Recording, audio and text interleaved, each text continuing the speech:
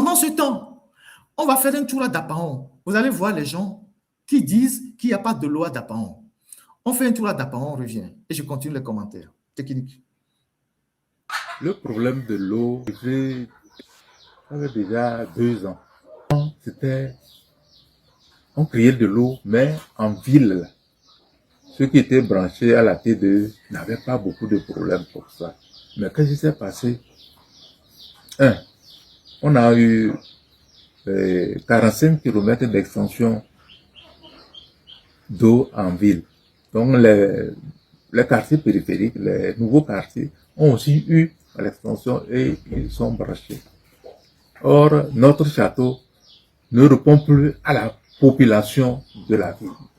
Ça déjà, le problème là, ça avait commencé déjà. Mais on avait un peu de l'eau. Mais il y a eu un problème, la machine qui traite de l'eau est gâtée. Ils disent électricité quoi. Non, c'est la machine même qui est gâtée.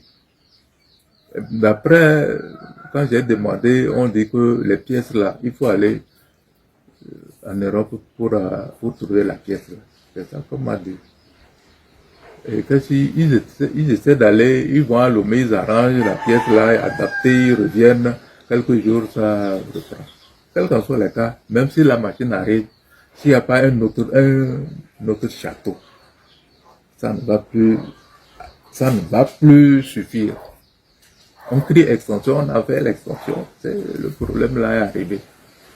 Et quand j'ai parlé d'un autre château, vers Nassablé, puisque là-bas, avec quelle qu'en soit la pression, ils avaient des problèmes à Nassablé d'eau et à Wurgu. Et c'est dû au fait que le château ne suffit plus. Donc il faut obligatoirement un château. Tout ce que je peux dire, je n'ai même pas à donner des conseils à la population. Tout ce que je peux leur dire, ils n'ont qu'à prendre leur mal en patience. Parce que ce n'est pas de la faute à la T2, mais c'est que la machine qui traitait de l'eau est vieille. Il faut la remplacer. Maintenant, est-ce que c'était prévu que dans 10, 20 ans, on devait la remplacer? Est-ce qu'on a prévu cela? Donc, c'est tout ce qu'il y a. Qu'est-ce qu'on peut faire? On peut maintenant aller vers les forages. Parce que, avant, nous, quand on était jeunes, il y avait Corgou où on puisait de l'eau pour boire. Aujourd'hui, on ne peut pas boire de l'eau là. Non. Donc, il faut aller vers les forages. Ou bien si on prend l'eau de Corgou, bientôt ça va finir aussi, il faut traiter. Or, quand on dit à la population de traiter, on ne sait pas ce que ça veut dire traiter. On ne peut pas prendre de l'eau, venir bouillir, laisser refroidir, avant de décanter, boire. Mais nous, la population, là, quand on dit que de traiter de l'eau, on risque de boire du n'importe quoi. Alors, là, vous avez entendu le maire de Dapaon sur la page de nos confrères Labali. C'est un média. Le problème de l'eau, ça fait déjà 2 ans. Qu'est-ce que ce maire nous dit? Ce maire nous dit que actuellement, il y a un gros souci d'eau à Dapaon. Les robinets sont secs parce que la machine qui pompe l'eau et qui fait traiter l'eau est tombée en panne depuis des mois. Et que cette machine n'a pas un doublon. Il y a la TDE qui amène la machine à Lomé. On essaie de réparer la machine, on vient la placer et la machine tombe encore en panne. Et qu'il faut commander la machine en Occident ou en Europe, mais ça prend du temps. Et que Dapaon n'a qu'un seul château. Je crois qu'il y a un château, mais ce château n'est plus suffisant. La capacité de ce château n'est plus suffisante. Il faut construire un nouveau château pour répondre aux besoins des habitants de la ville qui s'est agrandie. Et donc, nous sommes à Dapaon. Et le maire dit qu'il n'y a aucune solution. La seule solution, c'est que la population doit attendre, doit prendre son mal à patience. C'est-à-dire, on nous dit que l'eau, c'est la vie. Mais le maire nous dit il faut que la population prenne son mal en patience. C'est-à-dire, donc, la population va attendre. Quand il n'y aura pas d'eau, elle va mourir. Et pour dédouaner les autorités, il dit que oui, ce n'est pas la faute de la TDE, c'est que c'est la machine qui est tombée en panne. Donc, voilà dans la ville de Dabaon, il y a un gros souci d'eau actuellement. Pendant que nous donnons 13 milliards aux Israéliens pour les renseignements, pendant que le Togo donne 30 millions de dollars comme contribution pour les couloirs humanitaires en RDC, et il n'y a pas que Dapaon qui soit confronté à ce problème-là. Le propre village de Fort Nassimbe, à Pia, et donc Kara, à Pia, ça fait 3 semaines, la même chose s'est passée là-bas. La machine qui fait monter l'eau dans le château est tombée en panne, provoquant une certaine agitation de la TDE. Depuis plusieurs jours, la TDE ne sait pas où donner de la tête. Elle est en train de courir dans tous les sens pour régler le problème. Et depuis les 2 dernières semaines, les gens de Pia, donc dans le village de Fort Nassimbe, ils vont chercher l'eau à la rivière. Ils vont chercher l'eau dans les puits. C'est la dernière fois que, avec les soutiens de quelques ingénieurs ou de la TDE, ils ont pu réparer ou, je sais pas, ils ont pu remettre la machine en fonction et la machine pompe l'eau, je sais pas, dans la caserne des militaires là-bas, quelque chose comme ça. Donc, à Pia, chez Fort Nassimbe, il y a de cela quelques jours, il n'y avait pas l'eau dans le village. Les gens allaient chercher l'eau à la rivière, comme au bon vieux temps, et dans les puits. Pendant ce temps, ils ont de l'argent pour payer des gens pour leur propre gloire et pour leur diplomatie. C'est ça, c'est ce contraste-là que je vais vous montrer pour vous montrer le décalage entre les discours officiels et ce qui se passe sur le terrain. Le patriotisme dont nous parlons. Ce n'est pas fini. À Pia, il y a ce problème d'eau. À Kara, il y a un pont en construction sur la rivière Kara depuis 2 ans qui est à l'abandon parce que les diligences financières ne sont pas là. On va vous montrer les images. Nous sommes à l'entrée de la ville de Kara où il y a un nouveau pont en construction sur la rivière Kara qui depuis 2 ans les travaux qui à l'arrêt. Il n'y a pas d'argent.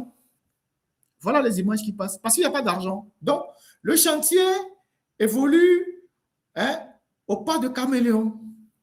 Il n'y a pas d'argent.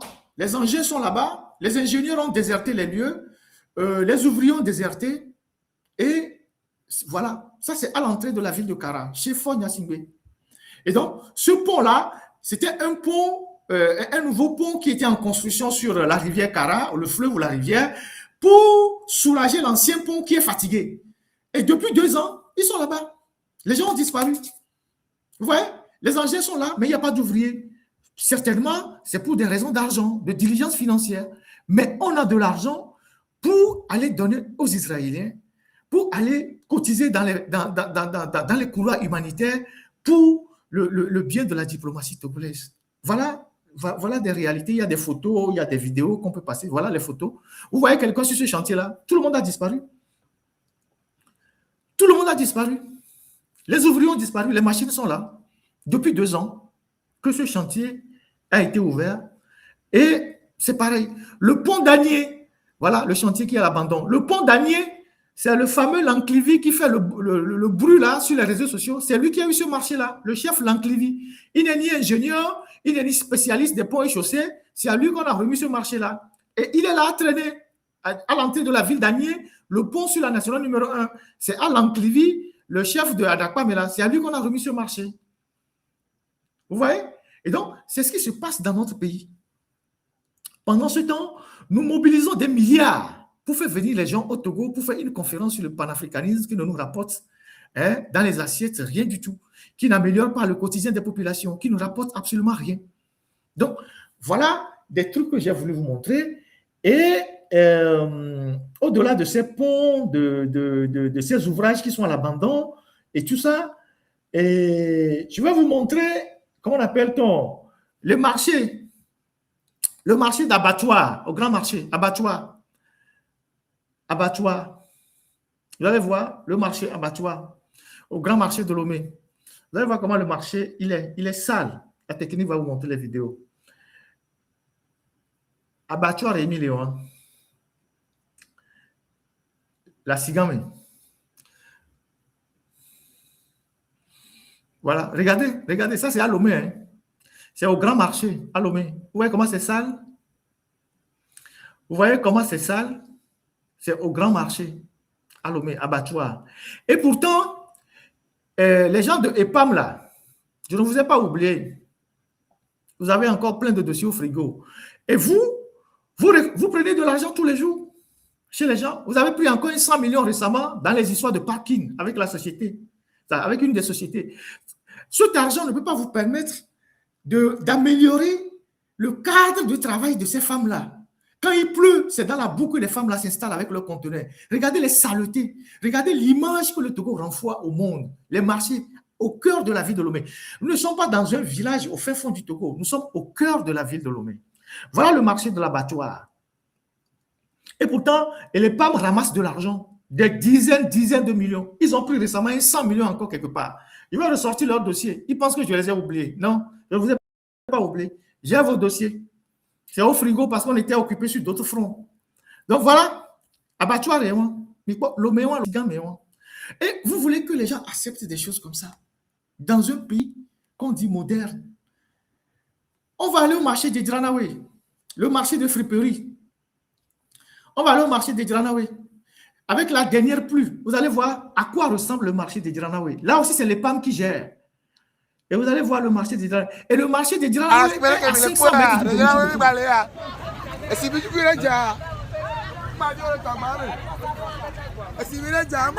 c'est le marché de Dranaway. Il est à 500 mètres du domicile de Foy Gnassingbé.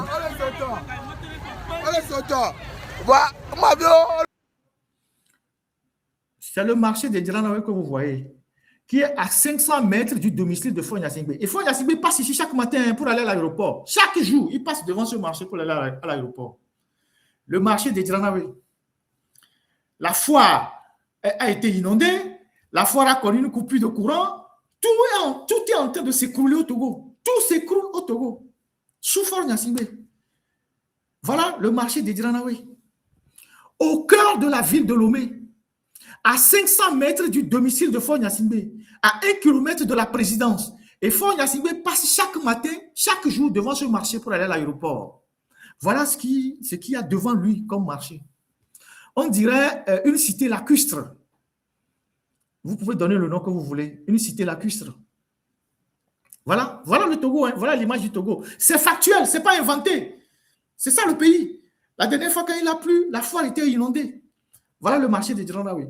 Maintenant, on va aller au grand marché de Djarkpanga, chez Tchodier. Tchodier, Philippe Badi Tchodier, je ne t'ai pas oublié. Tu as aussi tes dossiers sont aux frères. Philippe Badi Tchodier. Tu penses que j'étais oublié? Non, je ne t'ai pas oublié. On était occupés. Voilà le grand marché de Djarkpanga. Ils ont mis un grand panneau. Ils ont mis un panneau. Ils ont dit grand marché de Djarkpanga. Là où quelqu'un a volé des milliards à l'OTR. Vous voyez ça? Voilà le grand marché de Djarkpanga. Ils ont mis un panneau, hein. Grand marché de Djarkpanga. Franchement, grand marché de Djarkpanga. C'est l'entrée du grand marché de Djarkpanga, ça. Hein. C'est l'entrée, ça. Voilà. Tchodier est milliardaire là-bas. Tchodier Bad, Philippe Tchodier Bad. Il est milliardaire là-bas. C'est le grand marché de Djarkpanga. Ça, c'est au Togo. Hein. Ils ont bien construit quand même la porte d'entrée. Il n'y a pas de porte, mais ils ont bien construit le panneau. Là, c'est bien construit. Et ils ont bien écrit grand marché de Djarkpanga. Quand tu vois même l'entrée du grand marché et tu vois le marché même, tu n'as pas envie de rentrer dedans pour vendre. Vous voyez? Ça, c'est le Togo, ça. Et ça, ils ont mis un grand panneau. Grand marché de Djarkpanga. Si ça, c'est un grand marché à Djarkpanga, vous imaginez les petits marchés? Vous imaginez les petits marchés? Si c'est ça, là, ils appellent grand marché à Djarkpanga. Vous imaginez le petit marché? Donc, voilà le Togo. Au lieu d'utiliser l'argent du pays pour améliorer les infrastructures, pour développer le pays, pour faire des routes, pour construire les marchés, les centres de santé, les hôpitaux, pour donner des bourses aux étudiants, on préfère donner l'argent aux étrangers pour sa protection. On préfère payer les étrangers pour la protection. Et c'est ça qu'ils appellent le grand marché de Djarkpanga. Ça, c'est aussi factuel. Tout le monde peut aller filmer ça. C'est ça qu'on appelle le grand marché de Djarkbanga. Voilà. Voilà. Ah, quelqu'un dit qu'ils ont même inauguré ça. Ah, je ne savais pas. Ah, peut-être que c'est en faisant l'inauguration qu'ils ont mis le panneau. Donc, voilà. Ensuite, on va aller au marché de Missebo, à Cotonou. Missebo, c'est un marché où on allait acheter les dîmes.